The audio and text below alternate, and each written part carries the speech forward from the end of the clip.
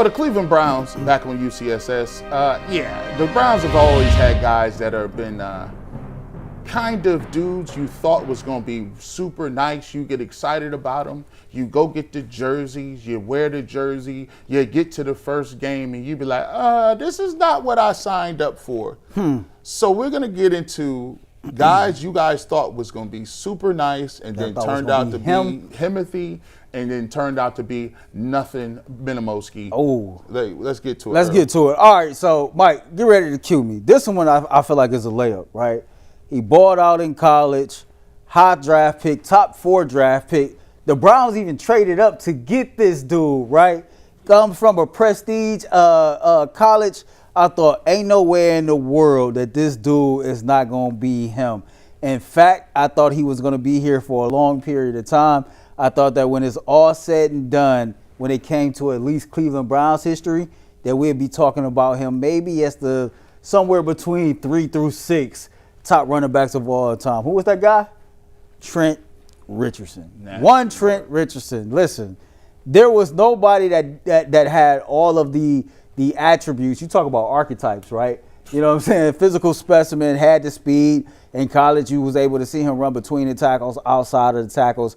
Just one of those dudes who you felt like could run through you, was able to have the ball carrier vision, etc. He get to the NFL, and he struggled to identify gaps A through C. He struggled to catch the ball out the backfield. My man just struggled everywhere. And it's funny how we talk about empty stats, man. You look at his rookie season, and you look at his stats at the end of the year. He had 1,000, and you say, okay, quality, 11 touchdowns, 1,000 yards rushing. Hell of a year, man. But he never really had no long runs. He never really just did anything as far as the eye test to make you believe that he was going to be stamped to be that dude. And the very next year, and I do believe, ironically, this is Jimmy Haslam's first year of ownership, he gets traded, I think, after the second game of the year for a first-round pick. Now, the Browns didn't do themselves no favors because they used that first-round pick and drafted Johnny Manziel with it. But even when they do right, they still do wrong. They still do wrong. So, and what's crazy is they could have traded Josh Gordon that year as well and got a high draft pick, and they chose not to do so. But, yeah, for me, the biggest bust that I've seen when it comes to the Browns in particular in recent history is easily Trent Richardson, and I don't think it's a close second. I'll toss to you, Jason, because I have the same answer as Earl. I ain't going to be too long. He's fool's gold, bro. Yeah. Fool's gold. I thought about Trent. Actually, the reason why and maybe this isn't correct, the reason I moved off him is what you said. They got a first-round pick for him. So they were able to right the wrong.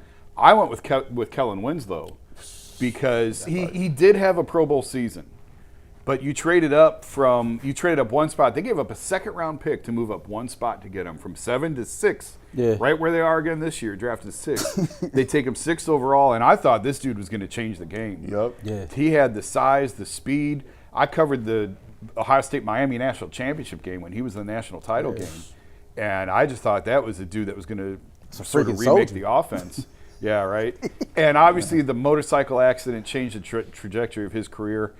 I mean, now he's in prison. Like his whole life is just, it's crazy. I don't even want to call it tragic because what he did is heinous and disgusting. But it's just been a bad road that he's been on. But I mean, yeah, for a lot of different reasons, Winslow to me was the biggest bust. I came up with others. Jarrett Wright again, like. From the Indians. I mean, he looked like he was going to be the next Roger Clemens. Yeah. I had a couple others. I had Derek Anderson on my list as a kid. When I remember when the Cavs drafted Derek Anderson out of Kentucky. Yeah. I thought Derek Anderson was going to be him. I had DeJuan Wagner. Jason, you I had had DeJuan Wagner Wagner on mine, too.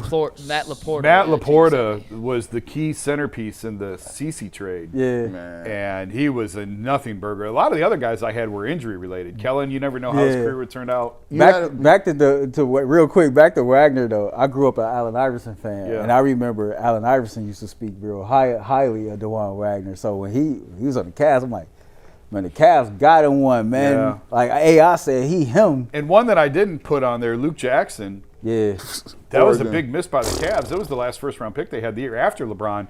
Back injuries wrecked his career. So a lot of the guys I forgot about Luke Jackson. A lot of the guys that came to mind for me, injuries sort of derailed them.